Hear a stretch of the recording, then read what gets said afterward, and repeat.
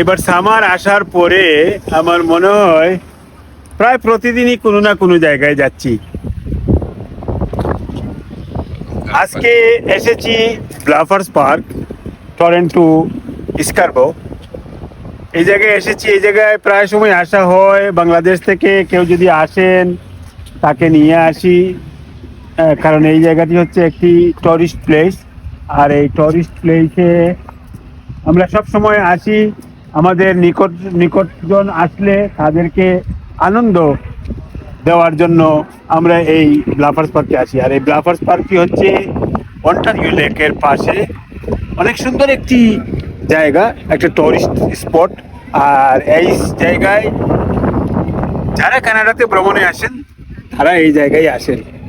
তো আমরা এসেছি আজকে আমাদের এনামুদ্দিন ভাই তার কানাডা সফরের তো শেষ শেষ পর্যায়ে বলতে গেলে উনি চলে যাবেন বাংলাদেশে।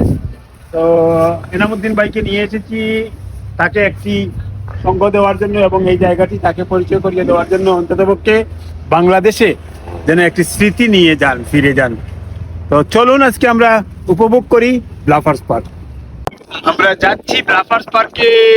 আসলে সকাল থেকে মনে হয়েছিল অনেক ভালো একটি ওয়েদার, কিন্তু ওয়েদারটি দিন সময় গড়িয়ে যাওয়ার সাথে সাথে ওয়েদারটি একটি ঠান্ডা অনুভূত হচ্ছে, ঠান্ডা মনে হচ্ছে।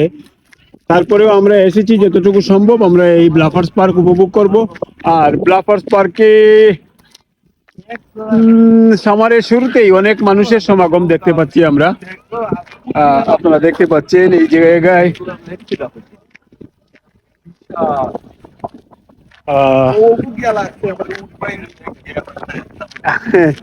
এই যে এই জায়গাটাকে লেক বলে, বাট আমি বুঝতে পারি না কেন যে লেক বলা হয়, বা কানাডার গভর্নমেন্ট এই জায়গাটিকে কেন লেক বলেছে আমরা বুঝতে পারি নাই। এই জায়গাটিকে সাগরকেও হার মানায়, কারণ এই লেকটি সমস্ত অন্টারিও প্রভিন্স জুড়ে এই লেকের অবস্থান। আপনি যেদিকেই যাবেন সব দিকেই অন্টারিও লেকের অবস্থান। এখান থেকে শুরু করে আমরা এখন আছি টরন্টো সিটির অর্থাৎ স্কারবো টাউনের একটি পাশে। এখান থেকে শুরু করে আপনি নায়াগ্রা ফলস, অন্তত না, নায়াগ্রা ফলস অনেক দূরে অবস্থান। আপনারা এই সামারের শুরুতে মানুষের আনন্দ উপভোগের একটি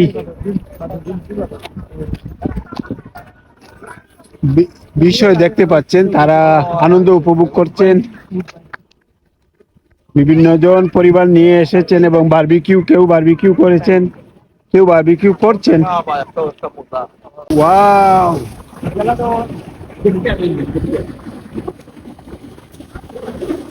মাই গড, উত্তাল উত্তাল অবস্থা।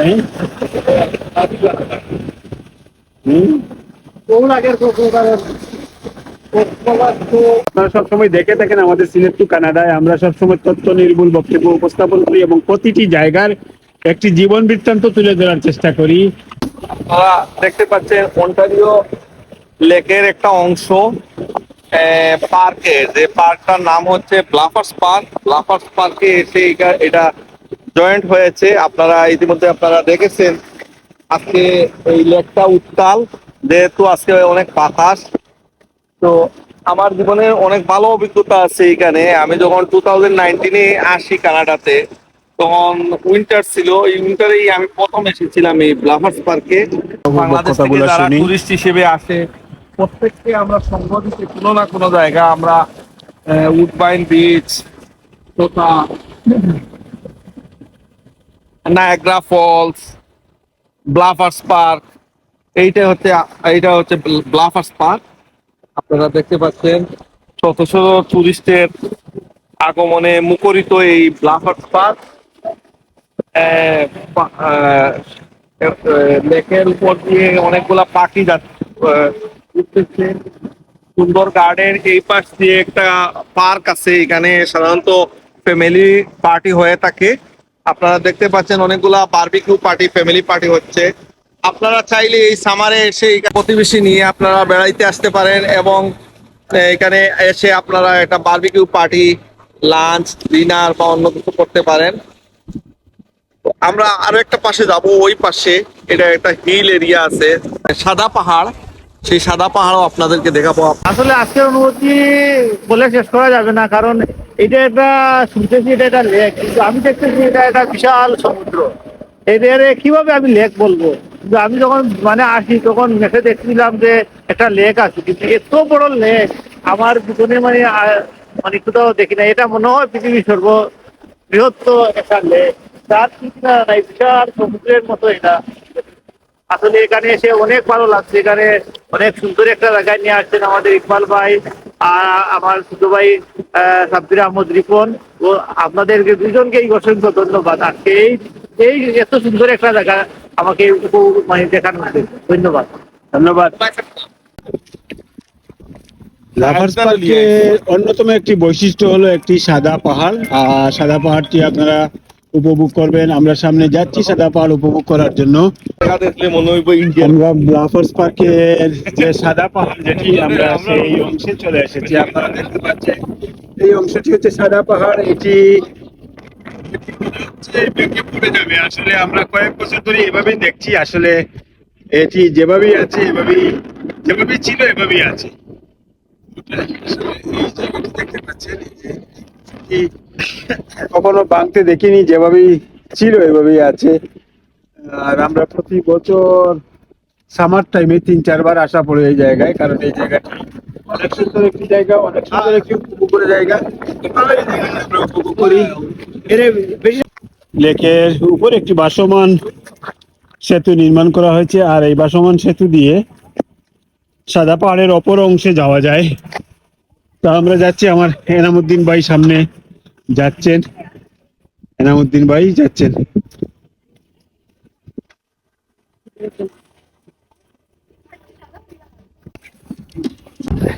এখন এই লাফার পার্কের আরেকটা সুন্দর দৃষ্টিনন্দিত ব্রিজ হইল গিয়ে এই ঝুলন্ত ব্রিজ। এই যে আমরা এই যে পাহাড় দেখতেছেন, এত সুন্দর পাহাড়ের মধ্যে এই সংযোগ ব্রিজটি এত সুন্দর যে ওই পাড়ে গেলে ওই পাহাড়ে মানে যাওয়া যায়। আসলে এত সুন্দর একটা জায়গা, আসলে বাংলাদেশে এই ধরনের কোনো জায়গা নাই যে মানুষ বিনোদন করার জন্য। এখানে হাজার হাজার লোক মানুষ আসছে। সামার না, তবুও সামার এখনো আসে নাই, তবুও এখানে এত লোক আসতেছে। আর এই যে মানে এখানে আসলে ভাই ছাত্রী, তাদেরকে অসংখ্য ধন্যবাদ। আসলে আমাকে সময় থেকে আমি তাদের কাছে চিরকৃতজ্ঞ এবং চিরঋণী হয়ে থাকবো এই আমাকে এত সময় দেওয়ার জন্য। ধন্যবাদ ভাই আপনাদের। ধন্যবাদ এনামুদ্দিন ভাই, আপনাকে অশেষ অশেষ ধন্যবাদ। আমরা দেখতে পাচ্ছি আসলে এই ব্রিজের একটা সৌন্দর্য, একটা ভাসমান ব্রিজ এখানে মানুষ উপভোগ করে। আর এটা আলাদা একটা মানুষের আনন্দের জায়গা হিসেবে এই জায়গাটি মানুষের কাছে প্রকাশিত হয়েছে। আমরা আস্তে আস্তে বের হয়ে যাচ্ছি। অনেক অনেক ঠান্ডা।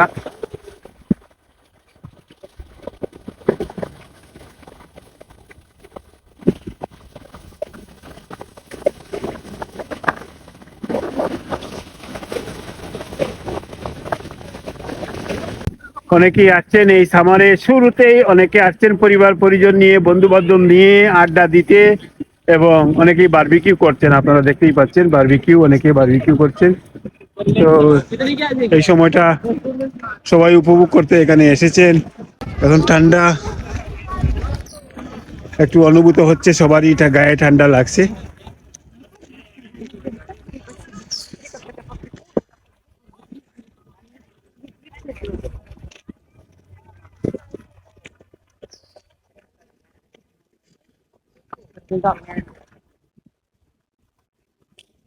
এতক্ষণ আপনাদের সঙ্গে নিয়ে লাফার্স পার্ক উপভোগ করলাম। আপনারা লাফার্স পার্কের সৌন্দর্য উপভোগ করলেন। আপনারা দেখতে পাচ্ছেন কত মানুষ এখানে এসেছেন। আসলে এই সময়ে বিশেষ করে সামার টাইমে শত শত মানুষ এসে এই জায়গাটি উপভোগ করেন। তা আমরা আসলে একটু বিকেল বেলা, আর বিকেল বেলা হওয়ার কারণে আস্তে আস্তে দিনের আলো পরে রাতে, অর্থাৎ সন্ধ্যার দিক, আর সন্ধ্যার দিকে আর যখন আসে তখনই ঠান্ডাও একটু নেমে যায়। আর এরকম একটি ঠান্ডা নেমে গেছে। আমাদের গায়ে ঠান্ডা লাগছে। আমাদের বড় ভাই এনাম ভাই এখানে এসেছেন, তাকে আমরা সঙ্গ দেওয়ার জন্য আমরা ব্লাফার্স পার্কে এসেছি। এই কয়েকদিনে আমরা দেখেছেন আমরা বিভিন্ন জায়গায় ট্যুর করেছি। তো আপনারা select to Canada Facebook page YouTube চ্যানেলের সাথে থাকবেন, লাইক কমেন্ট শেয়ার এবং ফলো দিয়ে রাখবেন। আমরা ইনশাল্লাহ নতুন কোনো জায়গা থেকে আরো নতুন কোনো ভিডিও নিয়ে আপনাদের সামনে উপস্থিত হব। আজকে এই পর্যন্তই। খুদা হাফিজ, আসসালামু আলাইকুম।